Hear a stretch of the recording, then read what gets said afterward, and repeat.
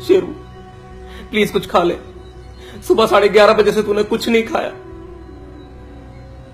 Sheru Sheru please कुछ खा ले। मैंने आपसे कितनी बार कहा है, एक बार फैसला आ जाए मैं फिर खा लूंगा। शेरू फैसला आ चुका है, हमारा प्राइम मिनिस्टर नाअहल हो चुका है। शेरू तू इस बात को क्यों तस्लीम नहीं कर रहा? कैसी बातें कर रहे हैं, रिमोट उठाएं, जियो लगाएं, फैसला बस आने ही वाला है। जियो तो खुद यतीम हो चुका है शेरू, अब वो तुझे क्या दिखाएगा? फिर वही बात, अभी देखना, सुरखरू होते ही मेरा प्राइम मिनिस्टर प्रेस कॉन्फ्रेंस करेगा और तमाम साजिशों को बेनकाब करेगा, और फिर दलाल चौधरी और दानियाल अजीज को वजारतें भी तो देनी है। उन्हें तो अब वजारत जिल्लत और रुसवाई ही मिल सकती है शेरू, और कुछ नहीं मिल सकता। लगता है आपको सकता हो गया, इतनी तजर्बाकार टीम के होते हुए कोई कैसे इन्हें नाअहल कर सकता है?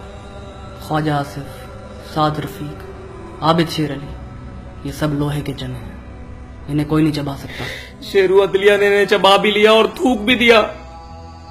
ख्वाजा आसिफ का तो अपना कामा निकल आया है, साद रफीक भी अपनी ट्रेन की पटड़ी से उतर चुका है, फैमिली के वीजे लगवा रहा है और अब वो रॉकेट पे जाएगा। और आबिद शेर अली, वो तो इतना इंपॉर्टेंट भी नहीं कि उस पर केस किया जाए, उसको तो राना सनाउल्लाह ही काफी है। शेरू तू मेरी बात मान ले, पप्पू 5 पेपरों में फेल हो गया है शेरू, तू विधवा हो गया है शेरू, तू विधवा हो गया है।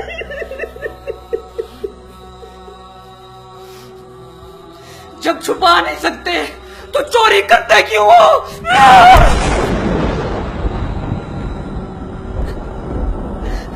भैया हम बर्बाद हो गए, हम लुट गए, हमारे सरिये उजड़ गए। शेरू फिक्र ना कर मेरी जान, तू फिक्र ना कर, कुछ नहीं होगा, मेरे पास एक हल है। क्या? हम पार्टी बदल लेते हैं।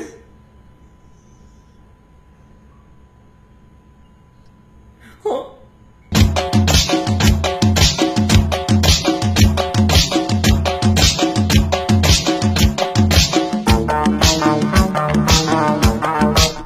आसिफ जरदारी, इसके बाद तुम्हारी बारी है।